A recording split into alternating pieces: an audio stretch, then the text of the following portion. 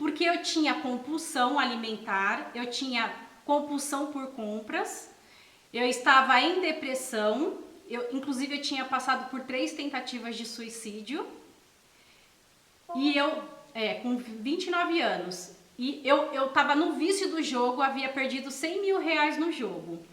Uma amiga minha, isso em 2009, uma Uau. amiga minha, que foi um anjo, falou assim: Aline, você precisa de ajuda.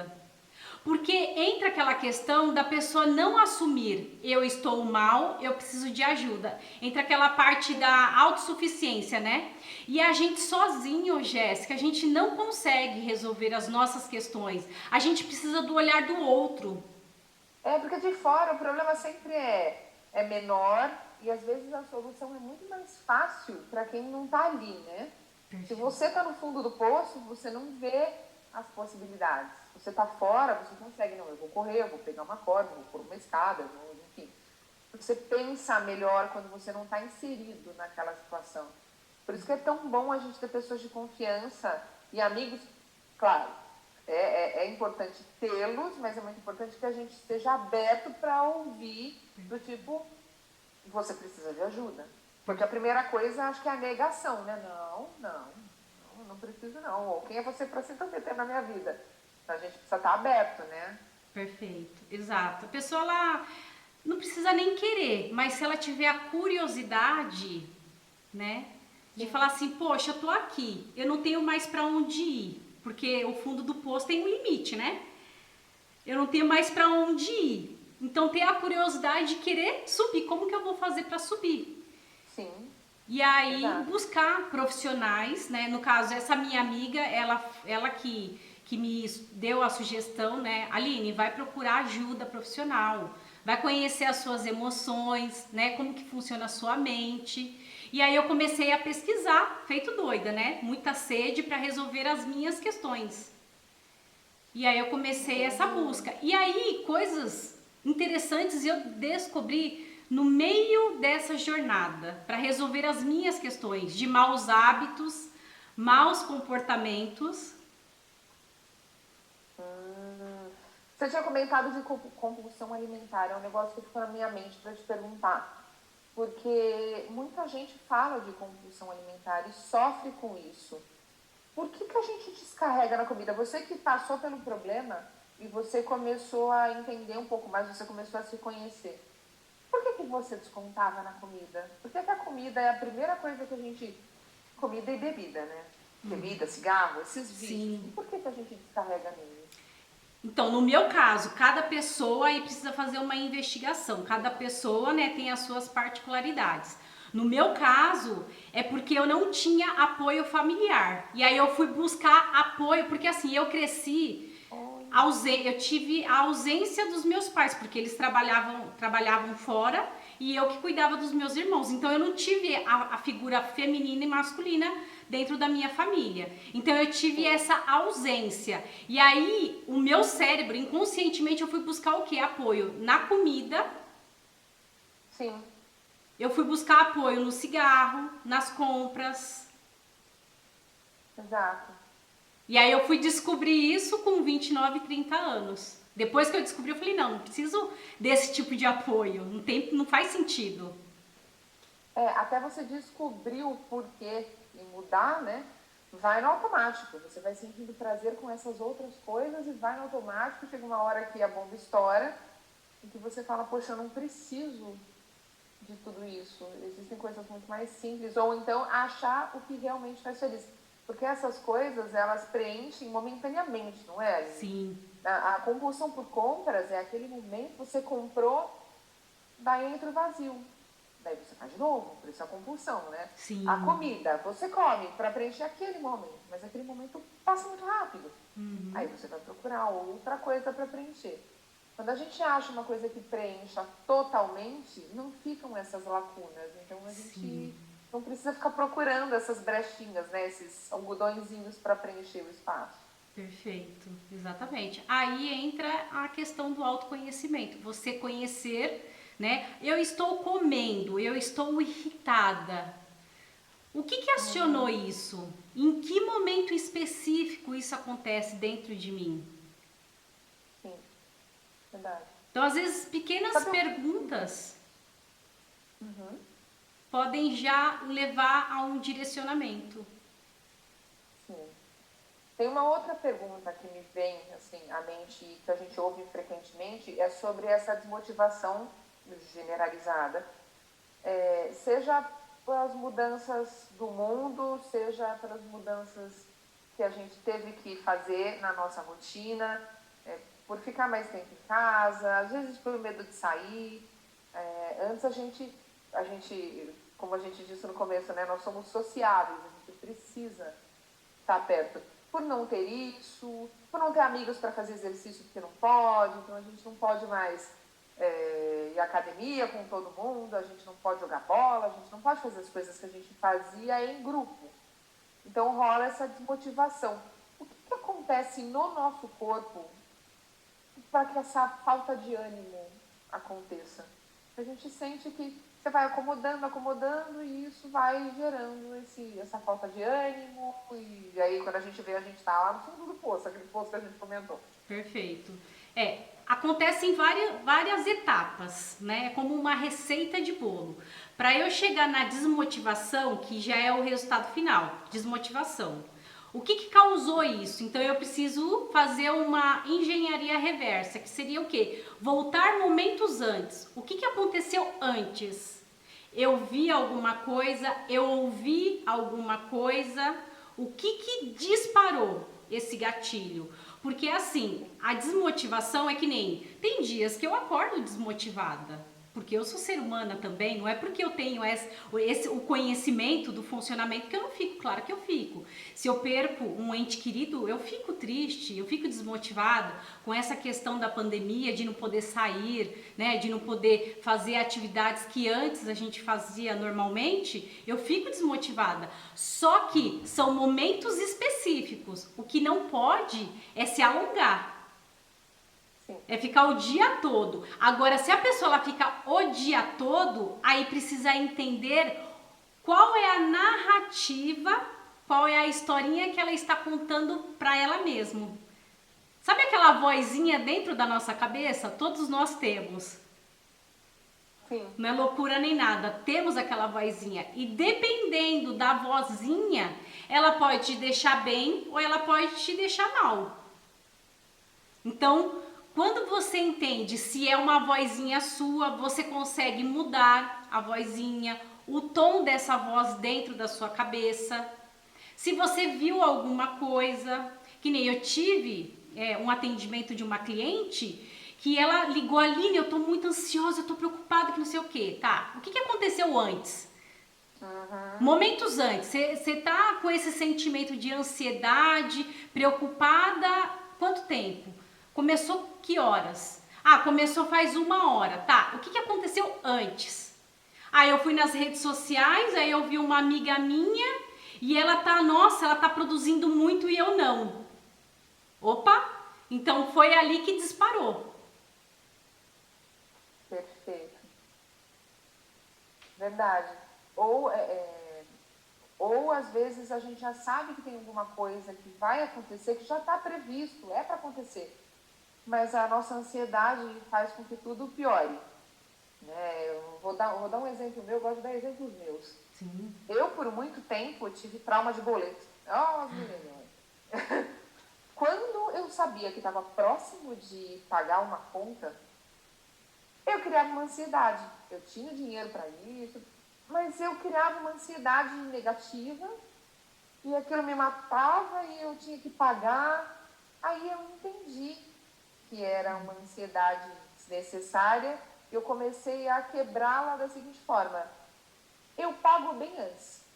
No dia que eu recebo o boleto, eu pago. Se eu tiver o dinheiro, eu pago. Porque chega no dia do vencimento, nossa, tá lá, tranquilo. Então, a gente estudar quais são esses comportamentos que nos deixam ansiosos e achar uma maneira de quebrá-los. E também a questão dos hábitos, né? Da gente ter bons hábitos para quebrar esses paradigmas e quebrar essas crenças que vão deixando a gente tenso. Você já comentou sobre o fato de, não aqui no nosso papo, mas sobre que as pessoas acreditam que para mudar um hábito precisa de muito tempo, né? Nossa, demora para eu quebrar esse meu ciclo que eu fazia, o comportamento que eu tinha. Eu preciso de 2 meses fazendo a mesma coisa todos os dias para que vire um hábito. Como que funciona essa questão de hábitos? Da gente adquirir novos hábitos, da gente transformar o nosso dia a dia, obviamente, para melhor? Bom, eu também, durante muitos anos, eu acreditei nisso, porque eu participei de vários treinamentos, né, voltados para mudanças de hábitos, comportamentos, li muitos livros também. E a grande maioria, eles contam que, em média, leva-se 21 a 60 dias. E aí, como muito questionadora, porque como eu tinha o vício, né, do jogo, o vício do cigarro, eu falava, não, existe alguma maneira, só que eu ainda não sei qual é, de quebrar. E o que acontece? Os hábitos, eles nascem e morrem com muita facilidade. Muita facilidade. Muita. Por exemplo, você dirige, Jéssica? Dirige. Então, aqui no Brasil, a direção do veículo está do nosso lado esquerdo, certo? Sim. Se você for para a Europa, a direção já muda. Então, você já tem um hábito de dirigir. Se você viajar, você vai conseguir, você vai estranhar no começo. Mas você vai conseguir. Você é destra ou você é canhota? Sou destra. Então, eu sou canhota. Se por uma ocasião acontecer um acidente e você quebrar ou machucar e ficar impossibilitada de escrever, você vai dar um jeito, porque o nosso sistema é autoadaptável. O nosso corpo, ele já é feito para isso. O nosso cérebro é uma máquina de criar novos hábitos, de pensar e de aprender principalmente. A gente aprende com muita facilidade. A gente aprende por espelhamento e a gente aprende por repetição. Sim. Então, um hábito, ele vai se consolidar pela repetição. Só que ele vai enfraquecer quando você para de fazer ele. Porque hábito é o quê? Hábito é o ritual, a rotina. É algo que você faz repetidas vezes. O comportamento em si é a ação. É você fazer algo. Escovar os dentes. Você vai lá, coloca a pasta, o gel dental e escova os dentes. Né? Então, você faz a ação em si. Então, por exemplo, qual o hábito? Vamos colocar aqui, eu não tenho hábito, eu pratico atividade física 5 vezes por semana, de segunda a sexta-feira. Eu não gostava. Aí eu identifiquei o que eu gosto. Aí eu peguei o que eu gosto. Eu gosto de brincar com a minha cachorrinha. Aí eu fui o quê? Eu fui visitar a minha experiência interna. Por que eu gosto? Porque é colorido, porque tá próximo, tá desse lado aqui da minha mente. Então eu fui buscando o que? As referências daquilo que eu gosto. E aí quando eu não gostava de academia, eu falei, aonde que está? Quando eu penso que eu não gosto, porque para eu não gostar eu preciso entender por que eu não gosto.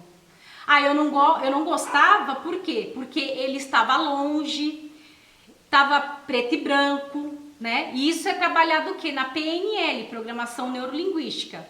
Então aí você começa o quê? A trazer para perto e para o lado, porque nós temos 2 lados dentro do nosso cérebro, que é o lado da certeza e da incerteza.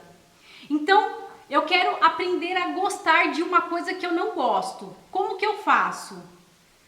Então eu coloco do lado da certeza. Então eu tenho certeza que eu sou apaixonada, que eu amo a minha cachorrinha Meg. Então eu vou colocar o que? Atividade física. Eu vou trazer para o mesmo lado mental, isso falando mentalmente, né? Eu vou trazer o que? A experiência da academia do mesmo lado que está a minha cachorrinha. E aí eu mudo esse hábito. Por quê? Porque um hábito ele começa primeiro dentro da nossa mente. Primeiro a gente tem que se imaginar, a gente tem que fazer um ensaio mental. Ayrton Senna, ele fazia muito bem isso antes de treinar. Então a gente faz esse ensaio mental. Por exemplo, Bom, eu não tenho o hábito de ir para academia, então você se imagina fazendo atividade física. Só que nesse momento, nem todas as academias estão funcionando. Começa com o quê? Com um hábito, uma atividade mínima viável. Por exemplo, eu não tenho o hábito de praticar. Então, se você colocar 1 hora, você ainda não tem esse hábito.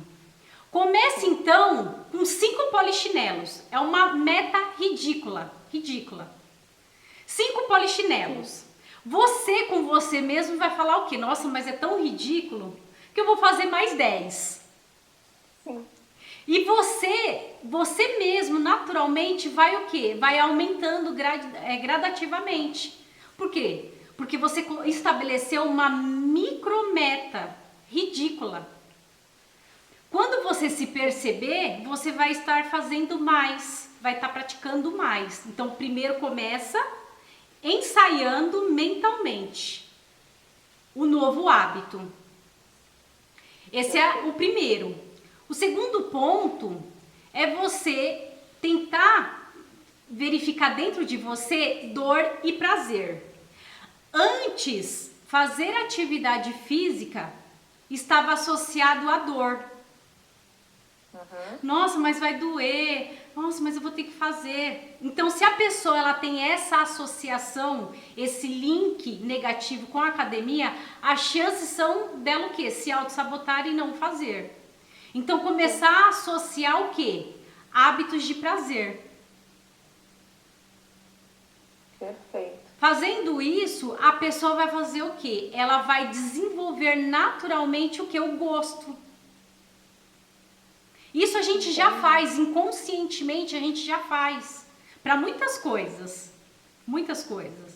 Agora a gente pode fazer o quê? De forma consciente e intencional. Sim. Acho que tudo que a gente faz de forma consciente e intencional tende a ser duradouro.